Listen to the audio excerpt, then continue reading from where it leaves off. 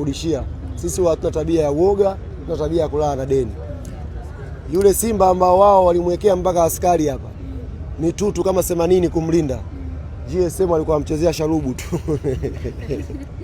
anamchezea sharubu, anamnywesha maziwa, anasema tushagonga sana. Kwa hiyo tumwaonyesha kwamba yule mnyama anatisha kwao. Wamekusanyana hapa vikundi vyao, wamekuja na manondo kibao, wameshindwa kumfungua. Sisi tumemfungua, tumemshika sharubu na tumemnywesha maziwa. Safi. Waliokuja hapa ndo Simba maonyesho. Yule ndo Simba mwenyewe sasa. Waliokuja hapa Simba samnage 77 wale. Simba mwenyewe kamshikwa na karibu ndevu hivi. Anambia unajua hela wewe. Simba kaitikia tulia hapo bosi ashike ndevu hizo. Tulia.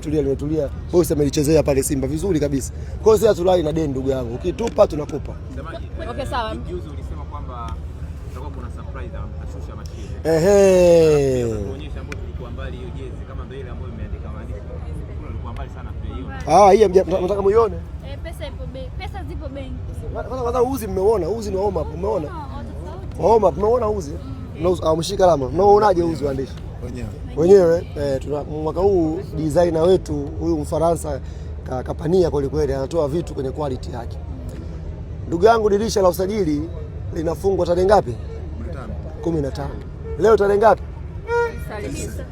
Tuwe na subira. Tutapiga Yanga Day nyingine hapa. Bado ni yule. Mama, kuwa na subira. Anafanya mazoezi kwingine. Fanya mazoezi.